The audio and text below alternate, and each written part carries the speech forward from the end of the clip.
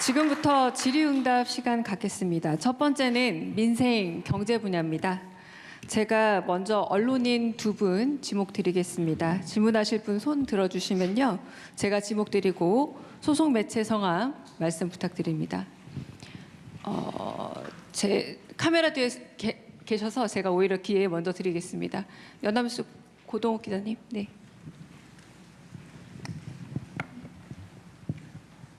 대통령님 안녕하세요. 저 연합뉴스 고동욱 기자입니다. 지난 1년간 수고 많으셨습니다. 오늘 저 기념사에서 대체불가 대한민국이라는 비전 인상 깊게 들었고요. 저는 오늘 기념사 말씀하신 내용 중에 지금까지 헤쳐온 세 가지 위기의 파워 중에 중동 전쟁으로 인한 민생 위기에 대해 좀 질문을 드리고 싶습니다. 전쟁이 길어지면서 고유가와 고물가의 걱정이 커지고 있는데요. 종전 협상이 계속되고 있긴 하지만 아직 좀 예측이 어려운 상황인 것 같습니다. 상황이 장기화될 경우에 경제 충격을 완화하기 위해서 어떤 대비책을 준비 중이신지 궁금하고요. 또 호르무즈 해협의 통항 자유 확보와 관련해서 예를 들면 군함의 파견이라든가 이런 구체적 기여도 좀 검토를 하고 계신지 궁금합니다. 이상입니다. 네. 첫 질문부터 엄청 어려운 질문이네요. 네, 감사드립니다. 중동 전쟁은 여러분도 다 아시는 것처럼 그렇게 오늘 내일 쉽게 끝날 것 같지가 않습니다. 휴전 협의를 계속하고는 있지만 지금도 폭격이 이루어지고 서로 보복하겠다고 하고 있습니다. 서로 제시하는 조건들, 원하는 상황들이 달라서 쉽게 최종 결론에 이르기 어려울 거라는 점을 저희는 충분히 감안해야 된다고 판단하고 있습니다. 당연히 이미 상당히 많은 체유시설 아니면 공항이나 또는 송요항 같은 기반시설이 파괴된 상태이기 때문에 바로 전쟁이 휴전에 이른다고 해도 쉽게 복구되지는 않을 거라고 생각이 됩니다. 상당한 기간이 필요할 거다. 그런 점을 충분히 감안해서 대응 대책을 강구하고 있습니다. 지금 현재 상태에서도 이미 원유 수급은 상당히 많이 수입처 다변화라든지 또는 안정 대책을 취하고 있어서 87% 이상 지금 수급이 정상적으로 이루어지고 있다는 것입니다. 물론 10몇 % 정도 부족한 상태인 건 맞죠. 그러나 그거는 수출 통제로서 충분히 극복해낼 수 있겠다는 생각이 듭니다. 문제는 물가겠죠.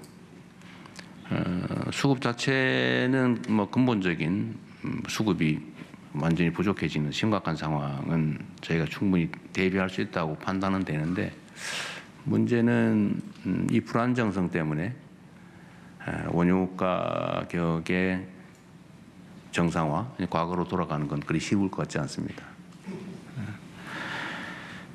이제 고물가에 대한 대응책이 문제인데 어쨌든 우리로서는 최고 가격제 시행이라든지 또는 비축유 활용이라든지 또는 수입선 다변화에 따른 비용 보전 지원이라든지 등을 통해서 물가 상승 압력을 최소화하려고 노력하고 있습니다. 석유 제품 가격 상승이 워낙 높아서 다른 물가에 미치는 영향이 매우 크긴 한데 우리가 지금 여러분들이 보셨던 것처럼 아마 가공식품류 가격이 떨어지는 상황은 아마 경험하지 못했을 수 있습니다.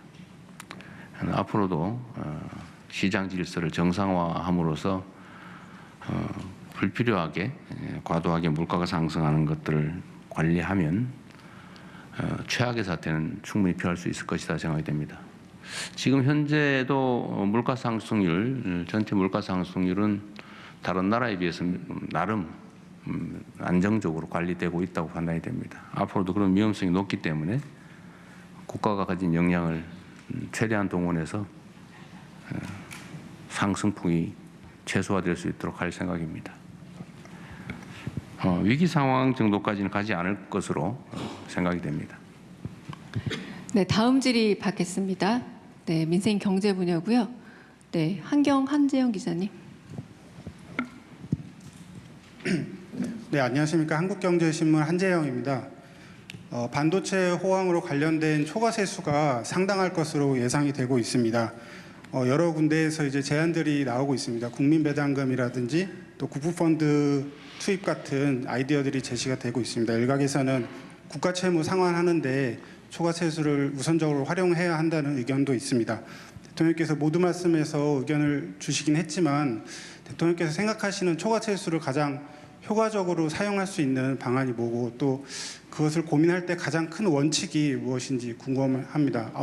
아울러서 기업의 그 초과 이윤단에서 세수가 아닌 기업의 이윤단에서 활용하는 방안에 대해서도 대통령께서는 어떻게 생각하시는지 궁금합니다. 이제 분명하게 좀 구분해야 될 게 우리 한재영 기자께서 말씀해 주신 것처럼 초과 세수의 활용 방안과 초과 이윤의 활용 방안은 완전히 다릅니다. 근데 이걸 잠깐 뒤섞어 쓰는 바람에 좀 혼란이 있었지만 잘 정리해 주셔서 고맙습니다. 우선 좀 쉬운 의제로 초과 세수를 어떻게 활용할 것이냐에 대해서는 논쟁이 많이 있을 수 있습니다. 말씀하신 것처럼 빚을 갚자 또는 뭐 펀드를 조성해서 어떻게 쓰자 등등이 있을 수 있습니다. 저희도 나름 많은 고심을 하고 있습니다. 그냥 일반적인 세수로 취급해서 그냥 재정 지출을 하는 방법도 있죠. 통상적인 방법이죠. 과거가 그랬죠. 부채의 예를 들면 증가와 관계없이 많이 들어오면 많이 쓰고 적게 들어오면 적게 쓰고 이거는 재정의 역할을 포기한 행태죠. 바보 같은 짓이다 가장. 형편이 좋을 때는 형편이 나쁠 때를 고려해야 되고 형편이 나쁠 때는 형편이 좋아질 때를 생각하고 한 게 그게 정책이죠. 그냥 들어오는 대로 다 쓰는 그런 건 정책이 아니라 바보짓이다. 그렇게 하는 경우도 있습니다. 그런데 그래서 일반 세수 취급을 해서 재정 지출로 소진하는 것은 하나의 방법이긴 한데 그건 일단 배제해야 될 것 같고요. 두 번째는 좀 쉬운 방법이 이제 국채 비율을 줄이는 거죠. 그것도 상당한 사람들이 이때까지 국가 부채가 조금 늘어났으니까 갚자. 빚이 없는 게 최고다 이런 생각을 하는 사람들이 있습니다. 근데 빚이 없는 게 절대 진리는 아닙니다. 그게 또 바보 같은 짓 중에 하나인데 현재의 1조 원의 가치와 10년 후에 1조 원의 가치가 비교할 수 있지 않습니까? 그럴 때 현재 1조 원의 가치가 높다면 어떻게 돼요? 뭐 지금은 써야지.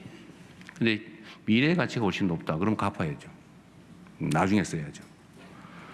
근데 지금은 여러분들 생각하시는 것처럼 또 알고 계신 것처럼 국가의 잠재 성장률이 연간 0.2% 선에서 계속 떨어지고 있어요. 그래서 5년마다 국가의 잠재 성장률이 1%씩 떨어지고 있습니다. 통계가 그래요. 정권이 한번 지나면 잠재 성장률이 1%씩 떨어져 있어요. 지금도 1.5% 이하로 떨어질 걸로 이미 다 계산이 나와 있어요. 그건 뭐 누가 잘못해서가 아니라 그냥 현재 국가 상태가 그래요. 인구도 줄고 예를 들면 노동 생산성도 그렇고 다 숫자상으로 계산이 나와 있죠. 그래서 이 잠재 성장률을 높이는 게 정말로 중요한 과제입니다. 빚을 갚으면 그게 올라가냐? 그건 아니죠. 그래서 세 번째가 이제 잠재 성장률 등의 미래에 투자하는 것입니다. 왜냐하면 언젠가는 또 이건 초과세수이기 때문에 예상을 벗어나는 진폭을 벗어나는 초과세수라서 그건 또 없어질 수도 있고 이런 상승도 있지만 하락도 있거든요. 진폭이 있지 않습니까? 그래서 초과세수는 저희 생각으로는 가장 중점적으로는 미래 세대를 위한 또 대한민국의 성장 잠재력을 키우는 방향에 투자를 해야 되겠다. 그렇게 생각하고 있습니다. 그럼 구체적으로 어디다 투자할 거냐? 예를 들면 뭐 반도체와 같은 새로운 성장 동력을 발굴하는 거죠. 발굴하고 투자해서 만들어내는 겁니다. 민간이 할 수 없는 그러나 꼭 할 수 있고 또 해야 되는 영역에 대대적인 투자를 할 수 있죠. 또 다음 세대들, 특히 청년 세대들이 지금 되게 어려운데 우리가 미래를 위해 투자를 해놓으면 다음 세대들에게 희망을 줄 수가 있겠죠. 농사를 짓는다고 하면 매년 그의 씨 뿌려서 그의 거두는 거 중요하죠. 그러나 나무를 심는 것처럼 내 당대에는 수확이 안 되더라도 30년, 50년, 100년이 지난 다음에 후손들이 쓸 수 있게 뭐 숲을 가꾼다든지 아니면 생산성은 높은 부가가치는 높은 뭐 과소나무를 심는다든지 뭐 이런 걸 할 수 있겠죠. 지금은 미래를 위한 투자를 할 때가 아닌가. 그래서 거기에 그쪽 방향으로 집중하고 있다는 말씀을 드립니다.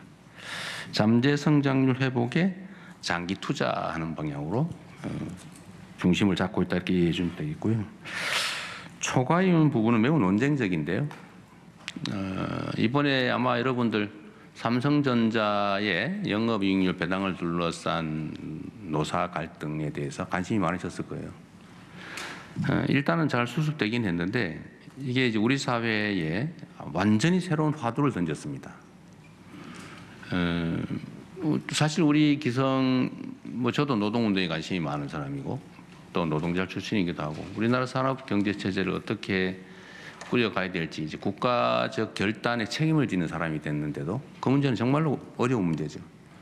그런데 우리가 상상했던 것은 회사에 이익이 많이 남으니까 월급 올려달라 그래야지 15% 20% 올리자 뭐 이런 걸 했는데 영업이익을 나눠 갖자 우리는 상상을 못했죠. 아주 발랄하지 않습니까? 그런데 이게 잘못된 건 또 아니에요. 이게 새로운 상황이 온 겁니다. 새로운 상황이 도래했어요. 과거에 우리가 기업의 영업이익률은 10% 넘으면 엄청나게 잘 되는 기업이었는데 영업이익률이 50% 넘는 거 다른 나라 보고도 우리가 놀랐는데 영업이익률이 75%를 넘어가고 있어요. 파는 게 다 남는 거예요, 거의 다. 옛날에 전혀 상상조차 할 수 없었던 그런 상황이 도래한 거죠. 어떻게 대응할 것이냐. 그럼 그게 전부 다 개별 기업 것만이냐에 대한 논쟁도 있는 거죠. 노동자들의 기여도 있을 것이고, 뭐 그 회사 투자자들의 목도 있을 것이고,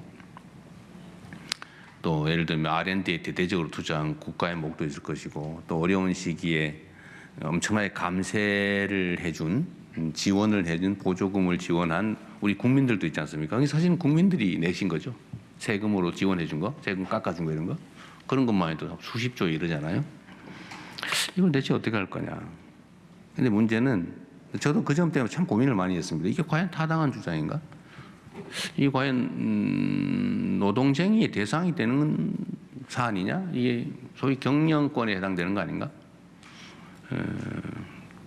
노동쟁의 대상이라고 보지 않을 수 있지 않을까? 뭐 이런 고민도 많이 했는데 결론은 못 냈어요.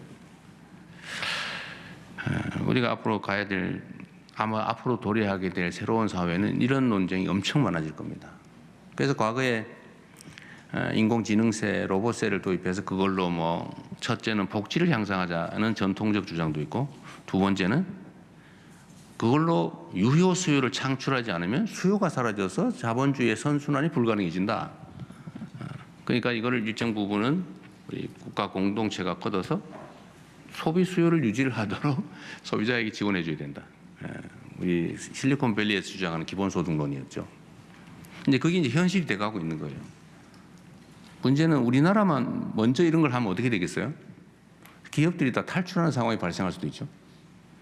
해외의 유력한 첨단 기업들이 국내 투자를 꺼리게 되겠죠.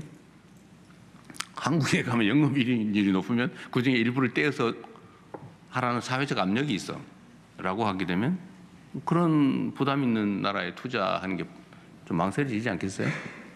우리 국내 기업들도 마찬가지죠. 이게 어쩌면 법인세를 올리는 거 비슷하잖아요.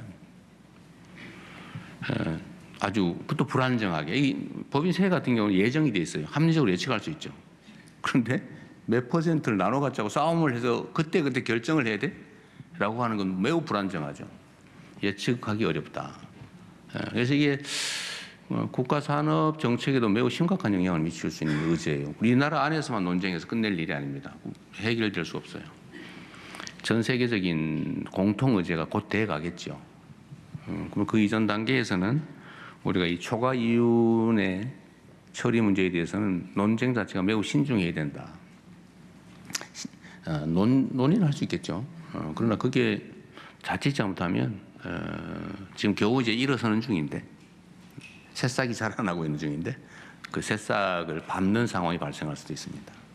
그래서 매우 신중하게 접근하되 모른 척 할 수는 또 없다.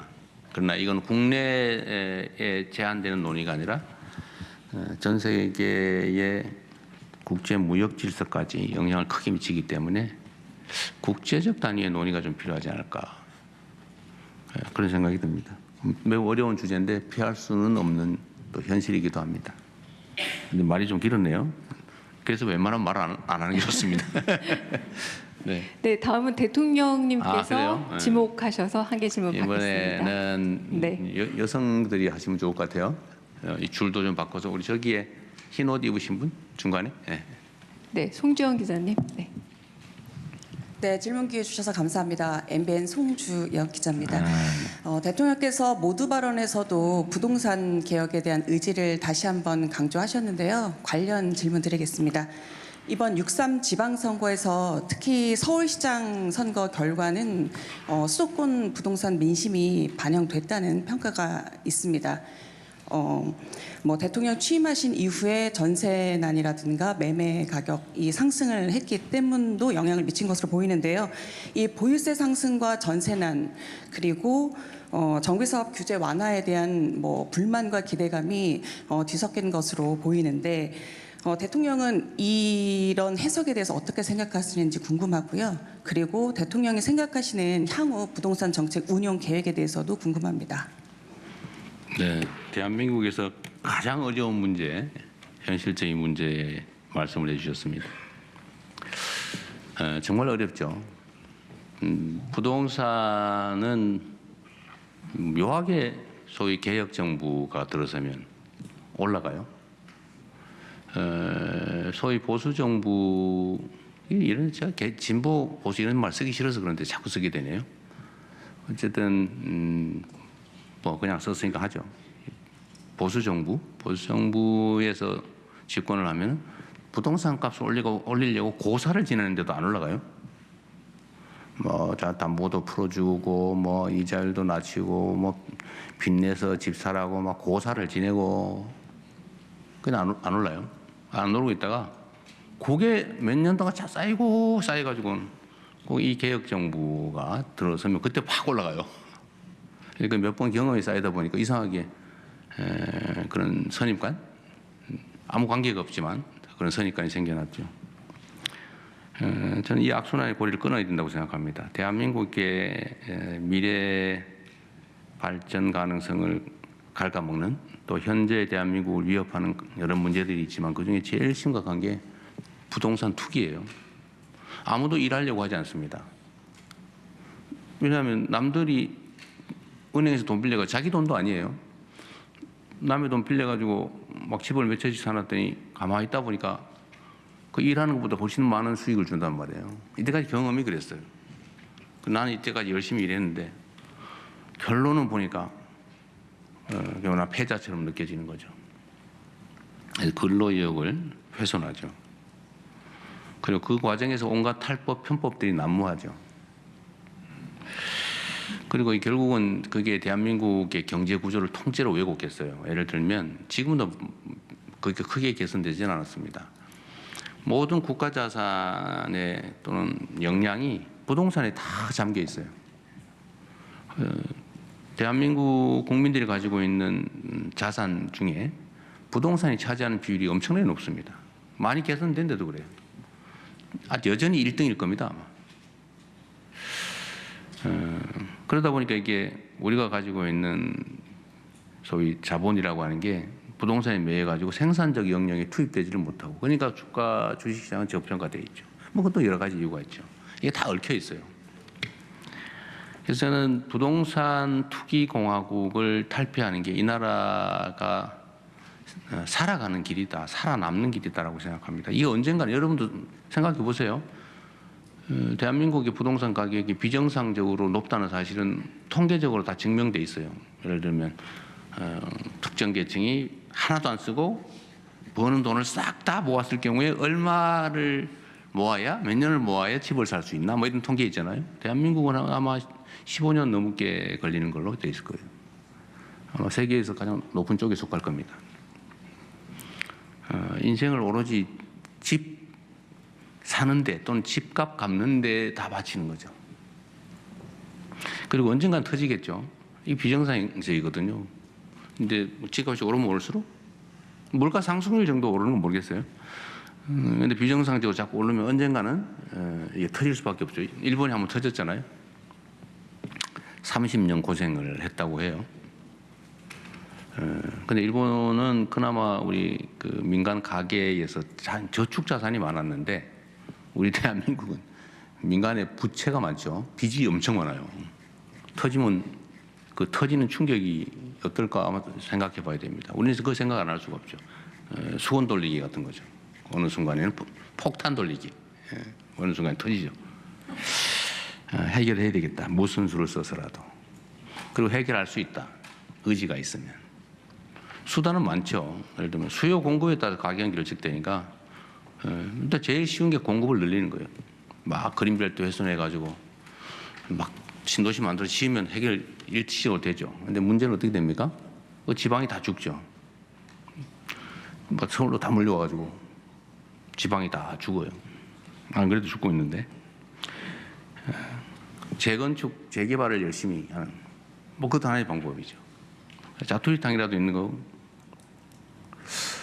이 개발해서 집을 짓는 거, 뭐 여하튼 이런 신축 공급도 있고 또 다른 공급 방법이 있죠. 사실은 엄청난 공급 자원인데 집을 막 200채, 막 500채, 막 누가 그러던데 집을 한 채 한 채 사 모았다는 사람도 있었는데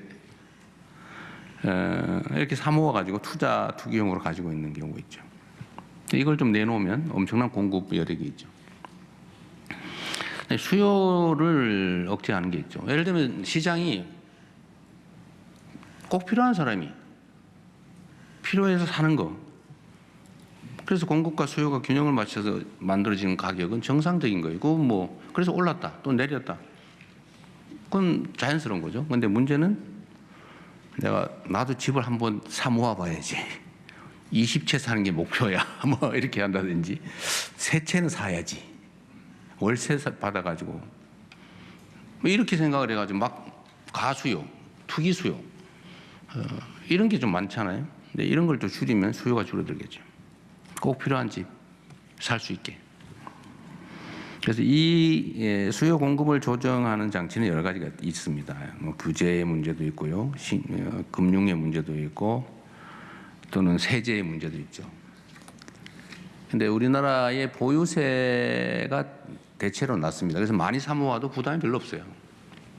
근데 다른 나라들은 꼭 쓸데없이 부동산을 막 사가지고 있으면 부담이 돼가지고 어느 순간에 그 부동산이 사라져버려요. 그러니까 필요한 사람이 부동산을 가지고 있어요. 필요한 사람이 그걸 사서 쓸 수 있어요. 근데 우리나라는 무슨 임야도 아무짝에 쓸모없는 임야도 막 몇만 원, 최하 몇만 원, 만 원 안 하는 임야가 없어요, 대한민국에. 저기 산에 있는 돌덩이 한 개, 이것도 산인데 그것도 몇만 원씩이에요. 이유 없어, 그냥 땅이니까. 밭은 막 몇십만 원씩이에요. 땅으로 대지로 바꿀 가능성이 있는 땅은 농지 임야라도 한 400~500만 원씩이에요. 이상하잖아요. 그래서 못 써요. 꼭 필요한 사람이 못 써요. 이걸 고쳐야 되겠다. 일단 근본적으로는 기대 수익률을 낮추는 겁니다. 정상으로 투자를 해가지고 수익이 생기는 건 괜찮은데 투기를 위해서 땅을 사 모아놓으면 돈이 되더라. 수십 년 동안 그러다 보니까 앞으로도 그럴 거라고 믿어지죠. 그걸 해결을 해야 되겠다는 게 제 생각입니다.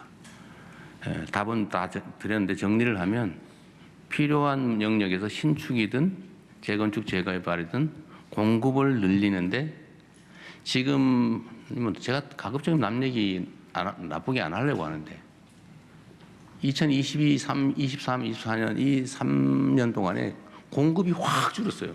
뭐 이상하게 재건축 재개발도 엄청나게 많이 줄어들고 인가도 줄어들고 착공도 줄고 공급량이 확 줄었습니다. 거의 절반 가까이 줄었어요. 이걸 속도를 내서 좀 빨리 해야 되겠다. 신축이든 택지 개발이든 또는 재건축 재개발이든 속도를 내서 빨리 한다. 공급을 늘리는 거죠. 그다음에 투기 투자 목적으로 가지고 있는 거주용이 아닌 주택에 대한 부담을 늘리자. 그래서 좀 팔아서 시장에 나오게 하자. 그리고 남의 돈으로 부동산 투기하는 거는 막자. 그 국가 경제에 도움이 안 된다. 언젠가는 금융기관도 대형 사고가 나는 수가 있다. 대한민국처럼 부동산 담보대출 많은 나라가 없어요. 그래서 신용대출 또는 담보대출을 좀 줄이자. 대한민국에도 민간 부채가 너무 많아요. 어느 순간에 큰일 날 수가 있습니다. 2,000조가 뭐 넘어가네 만에 지금 그러고 있어서 1%만 이자가 올라도 난리 나겠죠. 이게 지금 경제 상황을 왜곡하고 있습니다. 그래서 뭐 대출, 금융 부분도 좀 정리를 하고 또 세제 문제. 제가 여러 차례 얘기했으니까 여러분도 아마 아실 겁니다. 거주하기 위해서 거주 용도로 주택을 가지고 있는 거 보호해야죠. 부담이 너무 커지면 안 되니까. 그런데 그게 거의 사치품화되어 있다. 그러면 서구 선진국이 하는 것만큼의 보유 부담을 갖게 하는 게 맞겠다. 또 여러 채를 가지고 있다. 뭐 하는 건 상관없어요. 뭐까지 하지 않습니다. 자본주의 사회니까. 그러나 그 상응하는 부담은 하게 하자. 그 여러분도 월급 타서 세금 내잖아요. 일정 수준이 넘으면 소득이 한 40, 한 5%, 8%를 거의 절반에 가까이 내죠. 뭐 그렇게 절반 내는 여러분이 계실 것 같지는 않은데, 그런 어쨌든 올라가면. 그런데 이 투자 소득은 뭘 왜 그렇게 많이 깎아줘야 됩니까? 열심히 일해서 버는 세금은 절반 가까이 내는데 1억만 돼도 그 정도 내잖아요. 근데 이게 뭐 몇십억 돼도 세금이 거의 없어요. 뭐 오래 가지고 있다고 막 깎아주고요. 그 오래 투기했다고 뭘 깎아줍니까? 그 투기 권장 사회였던 거죠. 그래서 제가 부동산 정책에는 집 여러 채 가는 사람은 복사하는 사람도 다 빼자 이래가지고 다 빼고 있어요. 정말로 국가 경제와 상식에 따라서 정책 결정을 할 수 있게요. 좀 그렇게 세제, 금융, 규제, 공급 이런 것들을 정리해서 조만간에 정리를 해서 한꺼번에 하려고 합니다. 어차피 세제 문제는 7월 달이 돼야 아마 가능할 거고요. 그건 내년 예산할 때 한꺼번에 해야 될 것 같아서 그때쯤에 정리하고, 공급을 늘리는 정책은 지금 정리는 하고 있는데 속도를 좀 빨리 내는 걸로 조만간에 그것도 정리해서 발표하게 될 겁니다. 그리고 선거와의 영향에 관한 얘기인데, 원래 선거를 지고 나면 진 이유가 만 가지고요. 선거에 한 표라도 이기고 나면 이긴 이유가 만 가지입니다. 뭐 분석하는 건 이유가 다양하죠. 선거 얘기는 누가 일단 물어볼 거라서 그때 가서 하기로 하고. 근데 이 부동산이 어떤 영향을 미쳤냐? 저는 그건 상수였다고 봐요. 그건 당연한 거예요. 그것 때문에가 아니고 그건 원래 있는 거예요. 그 위에서 어떤 결정이 나느냐가 중요하죠. 예를 들면 그런 질문과 비슷할 것 같아요. 서울의 보수 진영이 몇 %인데, 또는 경상도 출신이 몇 %인데, 전라도 출신이 몇 %인데 이게 어떤 영향을 미쳤냐, 이거와 비슷하지 않을까 싶어요. 부동산 가격은 이미 서울의 주요 의제예요. 그리고 저는 상승 압력을 나름 잘 막아왔다고 생각합니다. 아마 서울 전역으로 따지면 부동산 정책에 대해서는 언제나 욕을 먹었거든요. 잘한다 20몇 %, 잘못한다 60% 보통 그런데, 부동산 정책에 대해서는 그래도 한 50%는 잘한다 이런 평가를 받을 정도이기 때문에, 이게 부동산 가격 때문에 선거에 악영향을, 나쁜 영향을 미쳤다, 좋은 영향을 미쳤다고 따지면 아마 나쁜 영향보다는 좋은 영향이 차라리 더 많지 않았을까 싶어요. 만약에 제가 1월 달부터 소위 말하는 구두 개입을 통해서 이걸 좀 이렇게 눌러놓지 않았으면 엄청나게 폭등했을 거예요. 그러면 폭등한 지역의 사람들이 민주당을 찍냐? 아, 이번에 집값 많이 올라왔으니까 찍어야지. 그랬을까? 그건 잘 모르겠어요. 그리고 이 전세난 얘기도 있는데, 원래 이 전세라고 하는 게 여러분 아시지만 대한민국에만 있는 거예요. 전 세계에 없어요. 특이한 대한민국에만 있는 제도인데, 이게 일종의 사금융이죠. 사금융. 금융이에요. 아주 특이한 금융 기법입니다. 근데 이제는 이게 지금 사라져가는 추세예요. 그리고 이게 전세 자금을 빌려서 월세 대신에 전세를 하면 이익인 시대가 있었어요. 여러분 아시죠? 왜냐하면 전세를 월세로 전환할 때 보통 월 2% 이렇게 했습니다. 연으로 따지면 24%였어요. 그게 한 10% 선으로 떨어졌다가 요즘은 한 6, 7% 이렇게 한다고 해요. 전환율이라고 하죠. 근데 은행의 대출은 한 4% 아니면 뭐 특히 특례 대출 받아 3%대 이렇게 되지 않아요? 이게 지금 시장을 왜곡하고 있는 거죠. 결국은 조금씩 사라져가지 않을까 싶어요. 이 전세 대출을 또 많이 해준 게 집값 상승의 주된 원인입니다. 그러니까 당장 따뜻하자고 막 전세 대출해주고 반환 담보 대출해주고 막 그러다 보니까 전세 사기도 생겼잖아요. 집값이 1억인데 전세가 1억 2천이에요. 그걸 1억 2천을 100% 보증을 해주니까 사기꾼들한테 기회가 생긴 거죠. 1억에 집 사가지고 1억 2천에 담보 제공받아가지고 보증받아가지고 1억 2천 받고는 부탈자가지고 어디 가버리고 이런 거죠. 그런데 엄청난 피해가 생겼어요. 이제 이게 다 정상화되는 과정이 필요합니다. 그 사이에 전세 물량이 좀 줄었죠. 전세 물량이 주는 건 당연해요. 왜냐하면 제가 다주택자들의 양도세 유예를 이제 끝내고 그 기간 안에 팔아라. 거기서 많이 팔았잖아요. 그러니까 원래 세 주던 건데 팔았으니까 세 물량이 줄죠. 그래서 전세가가 폭등이 왔냐? 그건 또 아니에요. 왜냐하면 그 필요한 사람이 산 거예요. 새 사는 사람들이 즉 무주택자가 그 집에 들어가 살기 위해서 산 겁니다. 수요가 그만큼 줄었죠. 그래서 그것 때문에 뭐 전세 물량이 부족해서 폭등했다는 사실은 그런 상황을 원하는 사람들이 만든 논리죠. 이것도 정상화 과정 중의 일부다. 전세 상승률에 대한 통계를 좀 보면 물론 전세 체감되게 많이 올랐던 건 사실인 것 같아요. 물량이 줄었으니까. 그러나 통계적으로 보면 그렇게 뭐 대폭등을 하거나 그런 건 아닙니다. 뭐 그리 잘했다는 얘기는 아니고요. 정상화 과정이다. 그래서 앞으로 공공 공급은 이런 임대를 좀 싸게 좋은 곳에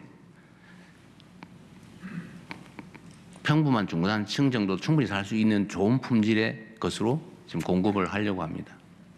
조금씩 해결되지 않을까 싶네요. 주제가 너무 어렵다 보니까 말이 길었습니다. 네. 네. 다음으로는 대학생 기자의 질의. 이거 하나 더 합시다. 저기 네. 아까 균형이 여기 있고 요 저줄에 있고 이 줄 빠졌죠. 이 줄에도 여성이 한 번 하기로 하죠. 네. 우리 오른쪽에 두 번째. 네. 아니 거기 바로 세 번째. 뒤에. 네. 미안합니다. 내일신문 김영선 여성 중에 두 번째. 기자입니다. 네. 네, 저 내일신문 김영선 기자라고 합니다. 그 지난 1년 참 누군지는 모릅니다. 지난 1년을 돌아보면 주요 성과로 코스피 8,000 돌파를 꼽지 않을 수가 없는데요. 그 자본시장 활성화나 아니면 한국 시장에 대한 재평가가 이루어진 거에 대해서 좋은 평가가 있었던 것 같습니다. 그 8,000선 돌파에 대한 어떤 그 자본시장 활성화에 대한 어떤 평가 말씀이 듣고 싶고요. 또 생각보다 속도가 빠르게 올라가다 보니까 좀 골이 깊지 않을까에 대한 걱정도 많은 것 같은데 이에 대한 대통령 생각은 어떠신지 궁금합니다. 네. 지금 제가 들어오면서 보니까 8,000이 깨졌더군요. 8,000이 깨졌으니까 대폭락이 왔다고 누가 얘기할 수도 있는데 2,700에 비하면 엄청 올라온 거죠.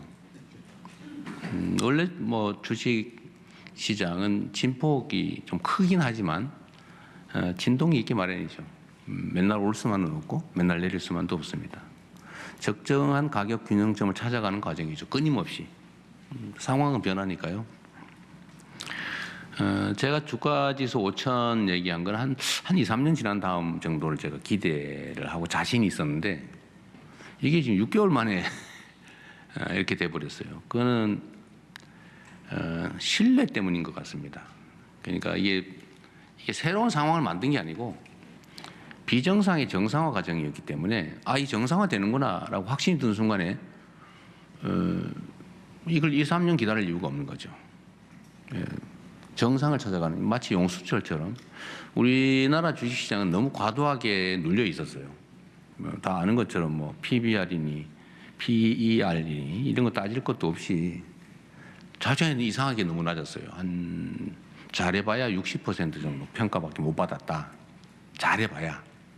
그 예를 들면 이게 비교를 해봐도 지정학적 불안정, 예를 들면 전쟁이나 이런 위험성, 외교, 군사, 안보적 영역의 불안정 때문이라면 대만을 설명할 수가 없죠.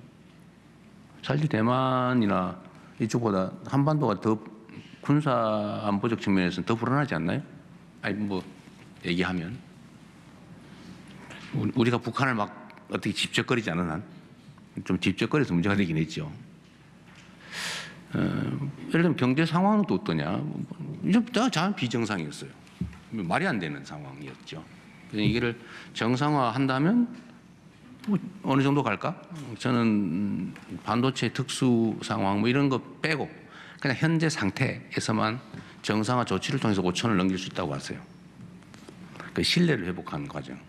예를 들면 한반도의 지정학적인 불안정성을 완화하는 거, 국가의 산업 경제 정책을 분명하게 제시하는 거, 예측 가능하게 하는 거, 뭐 시장의 주가 조작이니 이런 거 못하게 만드는 거, 앞으로 하면 혼나는구나라고 생각해서 지난 건 어쩔 수 없지만 앞으로는 최소한 못하게 하는 거.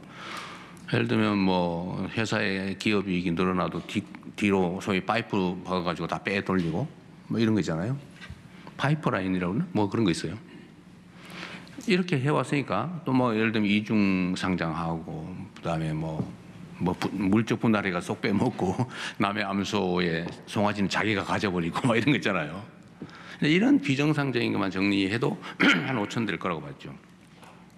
한 5천 그 이상이 될 거다. 한 6, 7천은 될 수 있겠다. 근데 차마 그 말은 못하고 5천 소심하게 이렇게 얘기했던 거죠. 근데 거기에 이제 반도체 특수가 이제 생겨난 거죠. 더하기 해야죠. 그게 제가 보기엔 한 2, 3천 포인트까지는 되지 않을까, 그 몫이. 그러니까 대충 본대로 돼 가고 있어요. 근데 너무 빨리. 지금 너무 많이 올랐으니까 외환 시장에 영향도 이상하게 미치고 있어요. 주가가 오르는 게 외환 시장에 환율이 오르는 이유가 됐어요. 이상하죠? 원래 반대거든요. 너무 빨리 많이 오르다 보니까 비중이 너무 늘어나가지고 한국물은 예를 들면 몇 %만 가져라고 회사 내 지침이, 펀드 내 지침이 있는데 이게 이만큼 커져버렸어요. 뭐 두세 배 올라버렸어요. 특히 반도체 대형주 중심으로 가지고 있었다면 두세 배가 아니고 대여섯 배 올라버린 거죠. 비중이 2%인데 그게 갑자기 막 10% 돼버린 거예요. 그러면 조정을 해야죠. 밸런스를 맞춰야죠. 그러다 보니까 팔아야죠. 그러니까 주가가 폭등을 하면 오히려 환율이 올라가는. 또 그거를 엄청난 지금 국내 수출 증가로 사실은 우리 대한민국에 한 번도 겪어보지 못한 엄청난 경상수지 흑자가 생기고 있어요. 엄청납니다. 뭐 상상 이상이에요. 지금 이미 연간 경상 예측 수지를 넘어서 버렸어요. 그러니까 이런 대한민국 이전에는 겪지 못했던 새로운 상황까지 겹쳐서 주가는 생각보다 빨리 올라온 것 같습니다. 그런데 이익 실현도 좀 해야 되고 밸런스 조정도 좀 해야 되고 또 불안한 사람들도 잠시 쉬었다 가야 되는 것도 있고 하지만 아직도 저는 약간 저평가됐다고 생각해요. 아직도. 그다음에 주가는 출렁출렁하는 거죠. 어느 나라도 이렇게 직선으로 가지 않아요. 반드시 흔들리면서 갑니다. 주가는 불안의 벽을 타고 오르다가 확신에서 무너진다 뭐 그런 얘기도 있어요. 그래도 이거 제 오늘 하는 말을 무슨 매매를 결정하는 참고자료로 쓰지 말기 바랍니다. 그리고 또 하나 좋은 측면은 우리가 잘 못 느끼는 건데 주가 상승의 이익을 누가 받냐. 대형주, 반도체주, 잘 나가는 주식 가진 사람만 득받냐? 그건 아니죠. 모든 국민들이 혜택을 보고 있어요. 이게 뭔 소리냐 하실 수 있는데 가장 직접적으로 표현하면 국민연금이 엄청나게 늘어났습니다. 그래서 대충 계산해도 고관련도가 24년 늘어났다는 언론 보도도 있더군요. 그건 계산할 때마다 다 틀려요. 그러나 수십 년 늘어난 건 맞는 것 같습니다.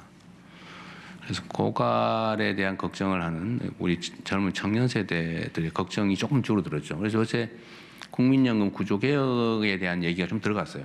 매우 다행스러운 거죠. 종전의 국민연금의 구조개혁 얘기는 누가 더 손해볼 거냐라는 얘기였어요. 손해를 누가 부담할 거냐. 그러니까 그 국민연금 얘기할 때마다 표가 떨어져요.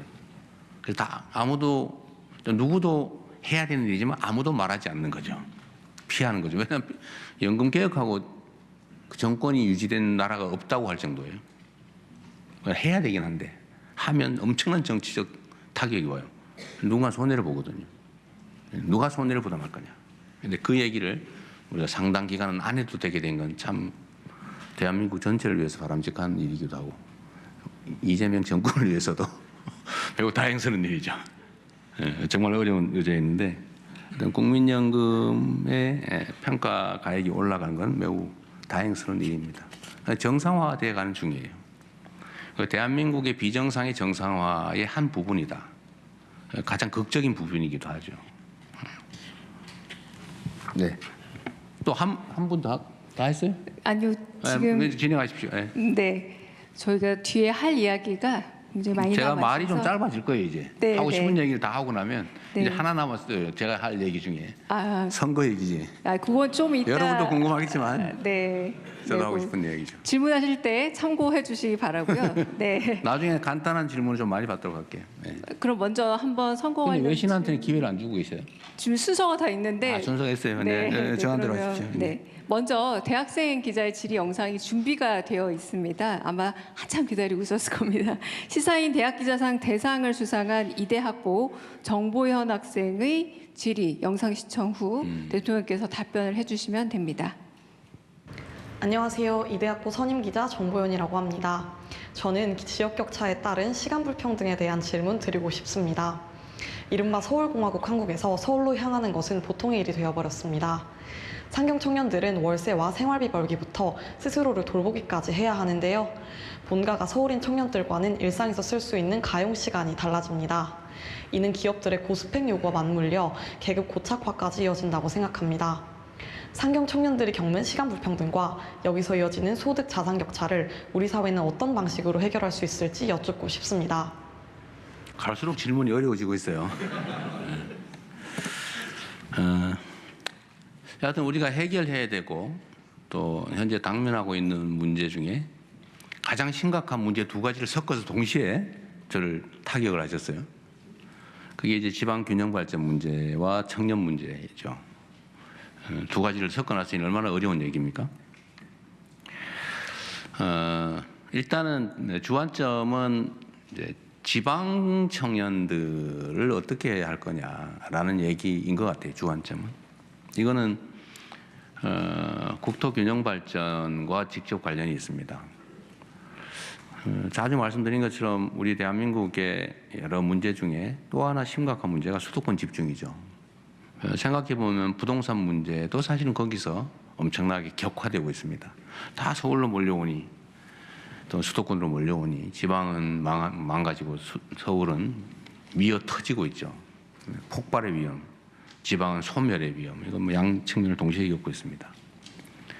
그래서 우리 정부는 제가 할 수 있는 범위 내에서는 최대한 지방에 기회를 주려고 해요. 다행히 조금씩 효과가 있습니다. 제가 취임한 이후에 지방의 고용이 수도권은 거의 늘지 않았고 보니까 지방의 신규 고용이 10몇 %가 늘어났어요. 아마 근데 체감은 잘 안 될 겁니다. 그 지방의 관광 수요가 상당히 많이 늘어나고 있어요. 그게 아마 3차 산업 분야의 창업을 많이 늘리지 않았나, 또 고용을 많이 늘리지 않았나 싶어요. 예를 들면 부산만 해도 제가 자갈치 시장도 한번 가서 얘기를 듣는데 중국계 관광객이 엄청 늘어났다고 해요. 중국계 관광객이 많이 먹기 때문에 일본 관광객이 잘 안 먹는데요. 뭐 그런데 그분이 하는 말씀이에요. 아마 각자의 특색이겠죠. 중국 관광이 정말로 도움이 된다, 매출에. 자갈치 시장의 상인회장이시던가 그분이 그러시더군요. 어쨌든 지방 관광 수요가 많이 늘었어요. 그리고 저희가 지방에 또 경제 정책을 할 때 지방에 또 집중합니다. 일부러. 재정 지원도 지방을 많이 늘려요. 예를 들면 서울보다 뭐든 지역 화폐 지급할 때도 10%씩 더 지급하죠. 그게 액수로 합산하면 꽤 돼요. 계속 더 늘릴 생각입니다. 또 지방 대학을 저희가 집중해서 또 키우기도 합니다. 예를 들면 앞으로는 소위 5국 3특 체제에 따른 또 서울대에 뭐 10개 만들기, 아니면 지방 거점 대학 육성, 여기에 이제 집중적으로 예산 투자를 해요. 또 제가 기업들이나 산업 정책을 할 때 기업들에게도 이런 부탁을 하죠. 가급적이면 지방에다가 좀 해달라. 우리가 지원하겠다. 그래서 살짝 압력도 좀 넣고요. 직권 남용이 되지 않는 범위 내에서. 제가 사실 부탁하죠. 제발. 거기가 더 비전이 있습니다. 앞으로. 앞으로 전기, 특히 첨단 산업 분야는 전기 먹는 하마들일 텐데 수도권에는 앞으로 송전 탑을 더 건설할 수도 없고, 전기는 지산 지수 원칙에 따라서 생산지가 더 싸지게 될 겁니다. 그게 훨씬 더 이익이 될 거다.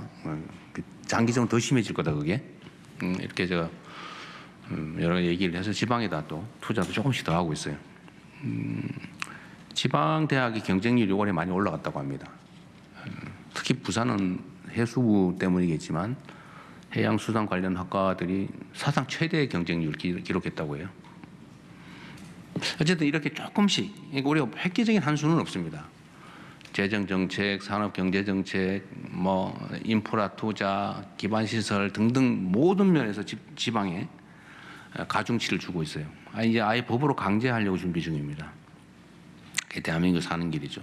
그래서 지방의 정주 여건을 개선하고, 또 미래 비전을 조금이라도 더 갖게 하고, 또 산업이나 하다못해 공기업이나 뭐 배치도 좀 늘리고 이렇게 하면 지방의 효율성이 훨씬 높습니다. 수도권보다는 똑같은 금액을 투자했을 때. 특히 장기적으로 보면 더하죠. 그래서 지방 청년들에게 당장 예를 들면 제가 청년 자산 형성 이런 것도 지방에 더 많이 혜택을 주려고 해요. 지방 청년들에게 더 많이. 그래서 뭐 자산 형성을 지원하든지 산업 경제 정책을 지방 중심으로 하든지 교육, 문화, 정주 여건들을 강화하든지 이런 걸 통해서 지방에서 사는 게 오히려 수도권보다는 더 기회가 많게 만들려고 합니다. 이게 조금씩 효과가 있어요.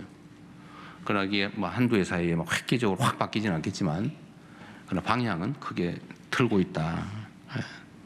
지금 어렵겠지만 또 수도권에 온다고 해서 뭐 수급 생기는 것도 아니에요. 지금 사실은. 그러니까 답답하니까. 그래도 여기 희망이 있어 보이니까 수도권으로 오는데, 하여튼 지방에 더 많은 기회를 만들도록 하고요. 또 청년은 이게 이제 사실 청년 세대들 입장에서는 여러 가지 문제들이 있는데, 뭐 저도 비슷한 세대의 아이들을 키우고 있습니다만 똑같아요. 정말 힘들어요. 기성세대들은 객관적으로는 상황이 어려웠지만 희망이 있는 세상을 살았잖아요. 그리고 대학 졸업하면 웬만하면 취직되고 정년 보장되고 뭐 엄청난 욕심을 내지 않은 한 그렇게 불안하지 않았어요. 결혼하고 아이 낳고 키우고. 근데 저 같은 세대들이 정말로 행복한 삶을 살았죠. 아마 대한민국이 이 한반도가 최근에 엄청난 정말로 새로운 역사를 쓰고 있는데, 아마 우리 세대가 제일 행복한 시기를 누렸어요. 근데 중국 입장에서도 한국을 막 벤치마킹하던 시기가 있었잖아요. 지금은 거의 같아지고 지금 추월 당하고 있죠. 잠시 반짝하는 시기를 우리가 살았던 거예요. 참 희한하게도. 그런데 지금의 청년 세대들은 현실은 좀 아름다운데 미래는 암울한 정말로 특이한 시절을 살고 있어요. 근데 정말 화날 거예요. 힘들고. 그래서 우리가 그 점을 고려를 해야죠. 출생률이 낮아지는 이유도 그런 걸 겁니다. 뭐 출생률 낮아지는 게 누군들 아이 낳아서 결혼해서 가정 이루고 행복하게 살고 싶지 않겠어요. 그런데 그걸 포기하잖아요. 정말 잔인한 현실이죠. 그래서 우리가 미래에 투자를 좀 많이 해야 된다. 지금 당장도 중요한데 미래 세대를 위한 투자도 늘리겠다. 그러면 또 얘기해봐야 무슨 똑같은 정책 나열밖에 안 돼서 화날 것 같아서 어쨌든 노력하겠다는 말씀으로 이 질문에는 이걸로 답을 마치도록 하겠습니다. 너무 답답한 질문이어서 말이 많네요.